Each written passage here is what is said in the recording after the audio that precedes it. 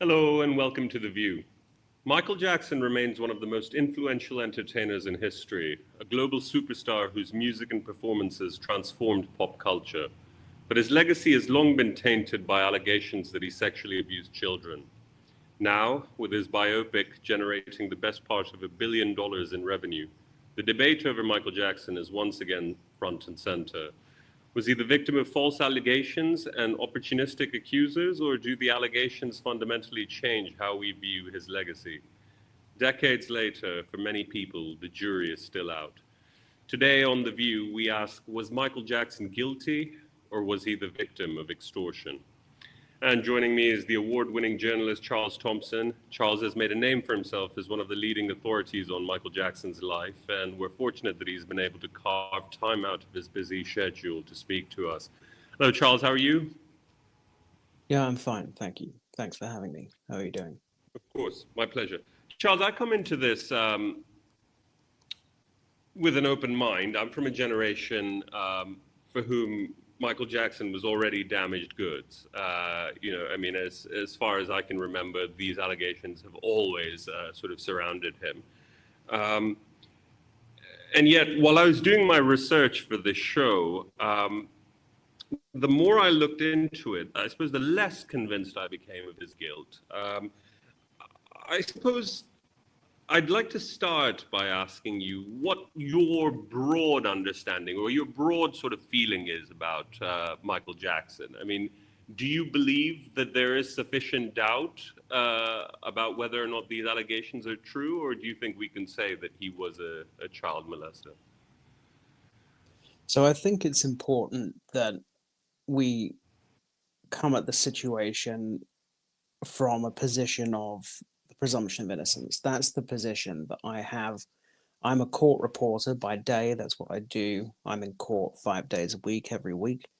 And in our society, we have a situation in which you are presumed to be innocent unless and until you are proved guilty beyond any reasonable doubt.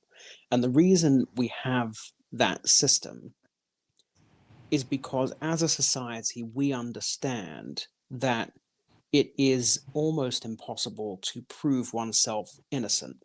So anyone can make an allegation against anyone, and it is unreasonable to place on the accused person the burden of proving that they are innocent.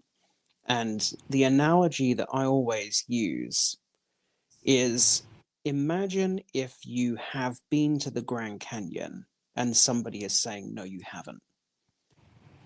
There are various means by which you can prove the positive. You can prove that you have been to the Grand Canyon. You may have been with people who could come and testify as witnesses. You may have taken photographs while you were there. You may still have a receipt from when you booked your trip.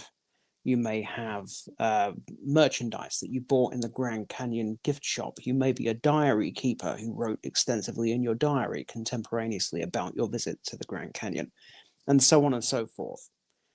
But imagine if somebody is saying that you have been to the Grand Canyon and you are trying to prove that you have never been to the Grand Canyon. That becomes very different and very difficult, because the absence of evidence is not evidence of absence. So if there are no photographs, then maybe you went and you just didn't take any photographs. If there's no witnesses, maybe you went on your own. If there's no receipt, maybe you drove there under your own steam. If there's no booking reference, maybe you deleted it from your email, and so on and so forth. So I always come at a case from a position of presumption of innocence, which is the standard we are supposed to apply to all people.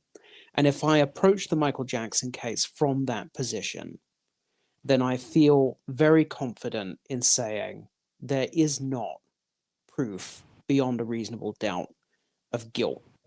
And therefore, if we are to apply to Michael Jackson the rules that we are supposed to apply to everybody, he is entitled to the presumption of innocence. Now, if you sit in court, which, as I say, I do every day of every week, every work day, at the beginning of every trial, the judge will give a speech, and the defense lawyer will give a speech, and often the prosecutor will also use these words. They will tell the jury, if you think the defendant might have committed the crime, you must vote not guilty. If you think the defendant probably committed the crime, you must vote not guilty. If you are almost certain that the defendant committed the crime, you must vote not guilty.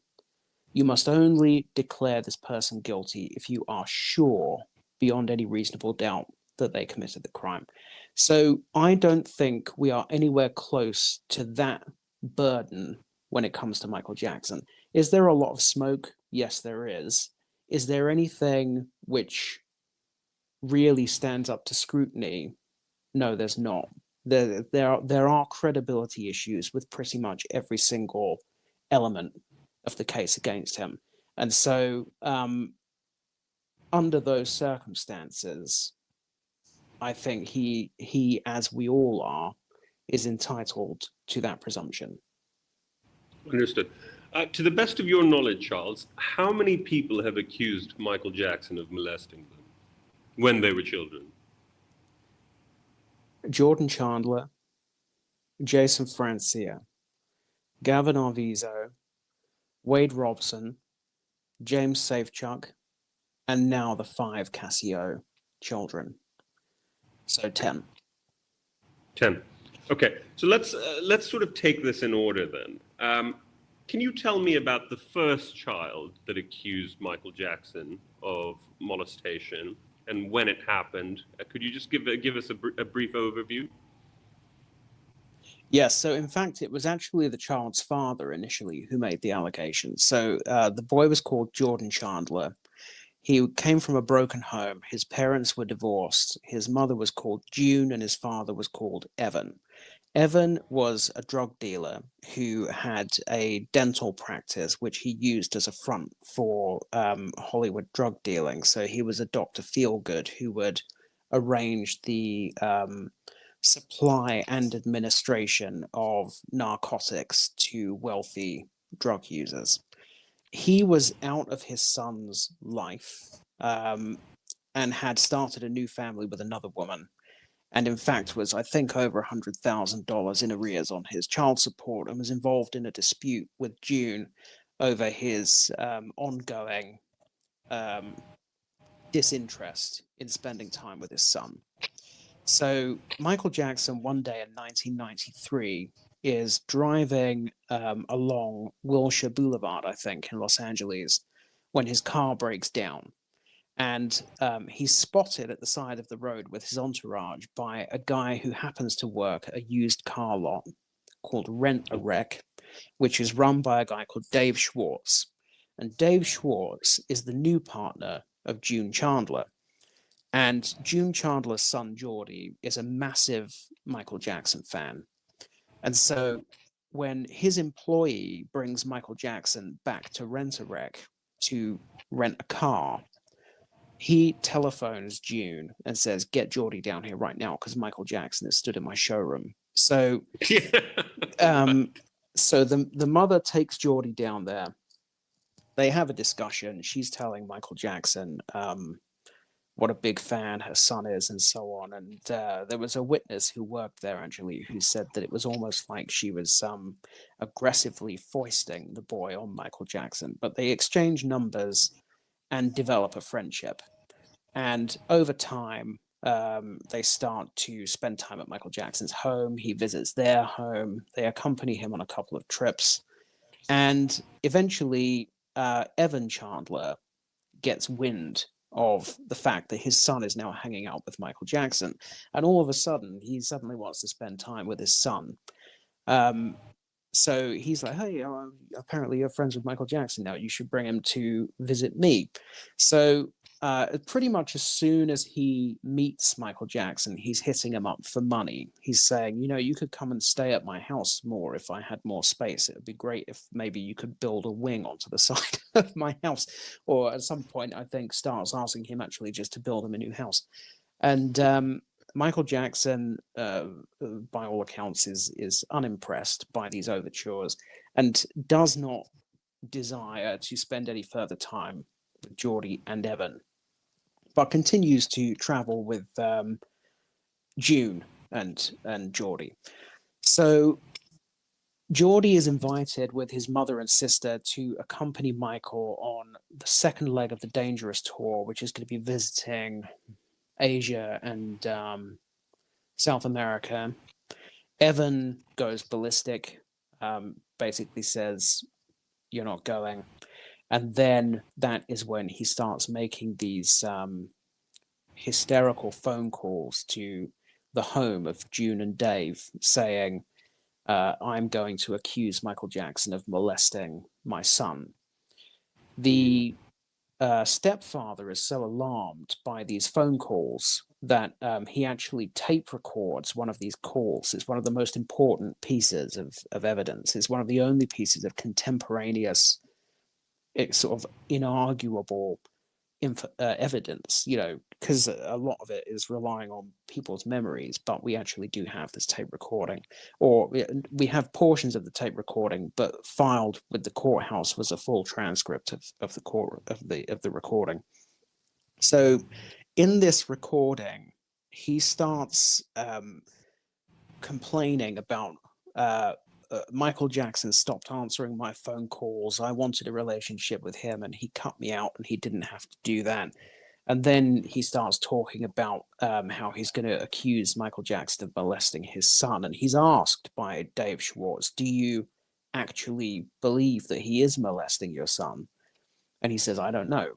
But he says, "I have told Michael what I want out of this relationship, and if I don't get it, I'm going to go nuclear." He says, "I have hired the nastiest attorney I could find, whose only interest is in destroying as many people as possible.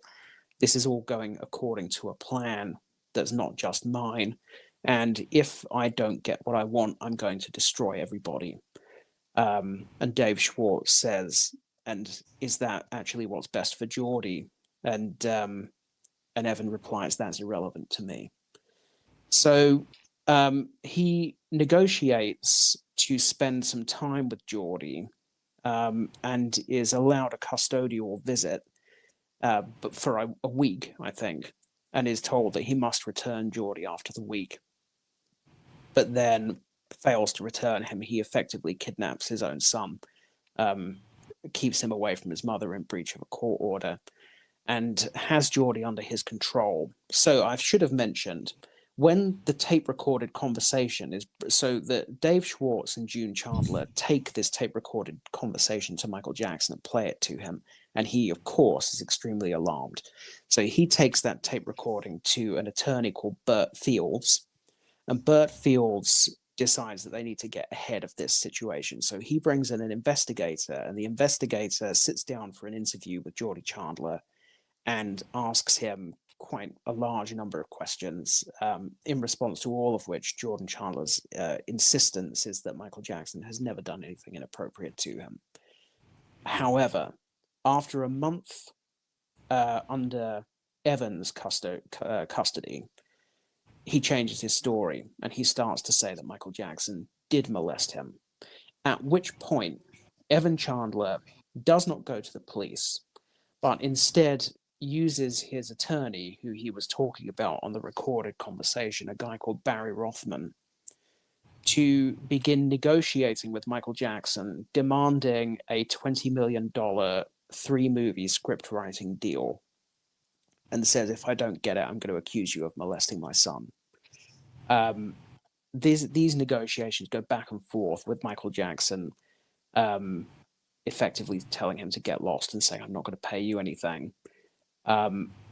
June Chandler, meanwhile, goes back to the court to seek to report that her son has effectively been kidnapped and seek his immediate return.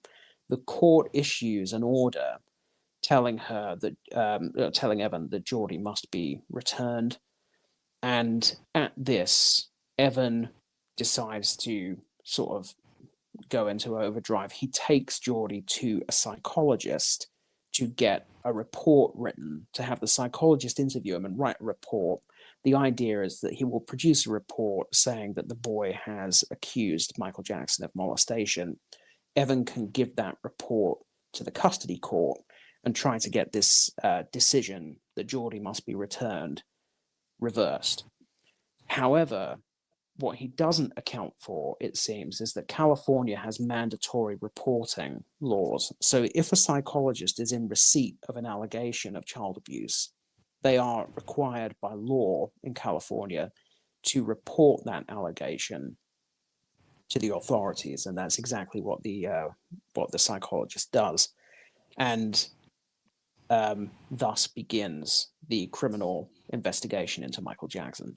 So the criminal investigation was not triggered by Jordan Chandler or his family. It was actually triggered by the psychologist. So that's kind of the potted history of how we get to the point where the criminal case into Michael Jackson is opened. Okay, lot to get into there. So I just want to sort of run through the main sort of allegations, especially the ones that are unclear to me, to get your input. So Jackson's detractors say that the boy was able to identify marks on Michael Jackson's genitalia, and that Michael Jackson was subsequently forced to submit to a strip search, and that these marks, I mean, what Jordan Chandler had described turned out to be a match. Is this true or not? My understanding is that it's not true, and I'll explain why. Firstly, so as we all know, Michael Jackson ends up settling the civil case.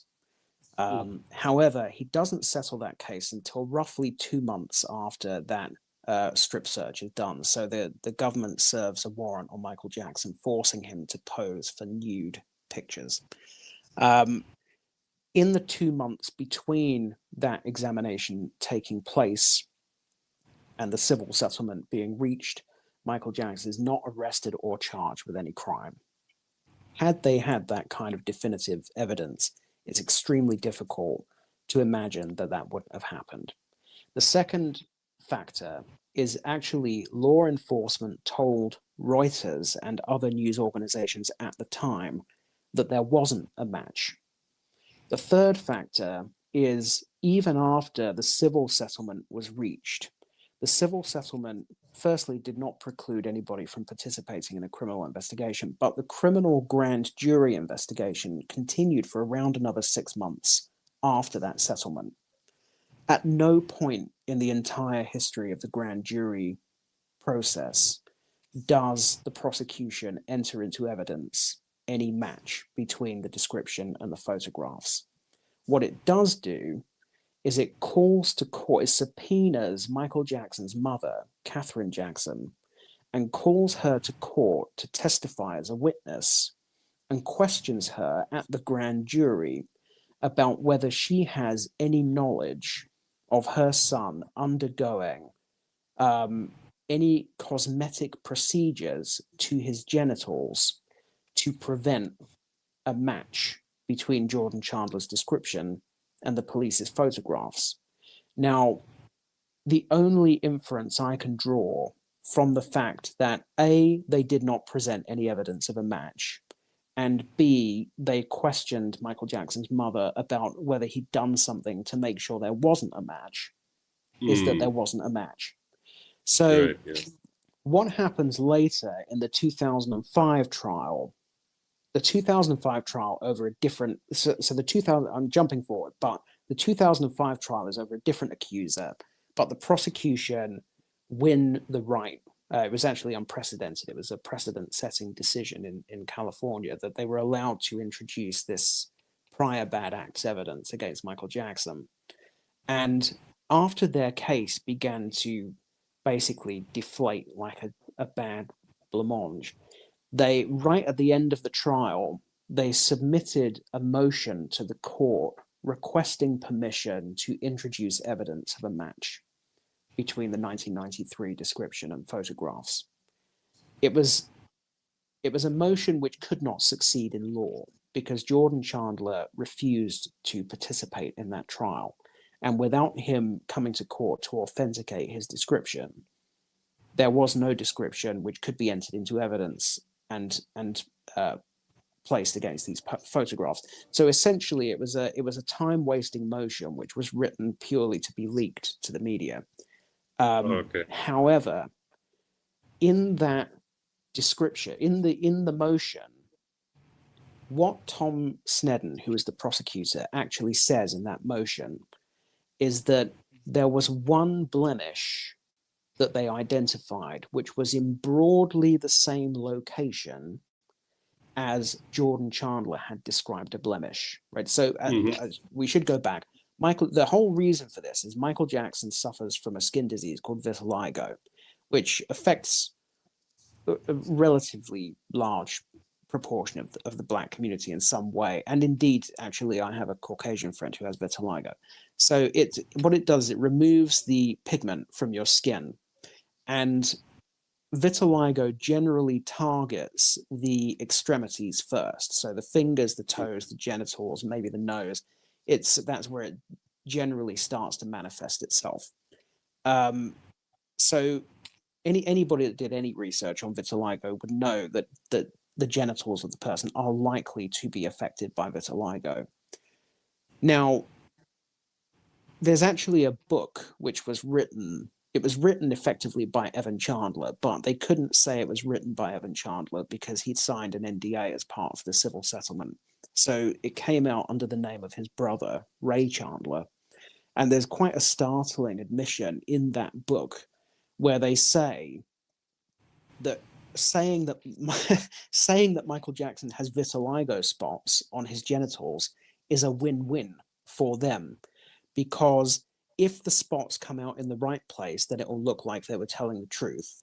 But if they come out in the wrong place, then it's not necessarily discrediting, because vitiligo is always changing. It's constantly evolving and changing the appearance of the extremities. So effectively, what they had, it appears from the evidence at the time in 93, 94, and then from the court filing in 2005, they had something which could by no means be described as a definitive match. But they managed to find one blemish that was broadly in the same spot as Jordan had described one blemish in his description. The other really important thing is that Jordan, who was Jewish, described Michael Jackson as circumcised. And when they did the inspection and took the photographs, Michael Jackson was not circumcised. I mentioned that he was Jewish because, of course, his experience probably would be that men generally are circumcised. So he describes Michael Jackson to the authorities as circumcised. And when they do the strip search, they discover that he's not. So effectively, there is no match. Effectively, if they managed to pinpoint a single blemish, but even then, actually, I would just say there's one more thing. So, in the original affidavit that was provided in 1993 by Detective Linden, it's known as the Linden Affidavit. She describes Jordan Chandler as saying that Michael Jackson has light-colored, maybe inverting this, but anyway, the original description either says Michael Jackson had light-colored genitals with one, so the 1993 description in the Linden Affidavit says Michael Jackson had dark genitals with a spot the same color as his face. In the Tom Snedden filing, he says that Michael Jackson had light-colored genitals with a dark spot. So right, yeah. I may have inverted that. It may be the other way around. But effectively, the descriptions in 93 and 2005, even according to the prosecuting authorities, they're not consistent. So one of them is light genitals with dark blemishes, and the other one is dark genitals with light blemishes. So there are a series of massive discrepancies.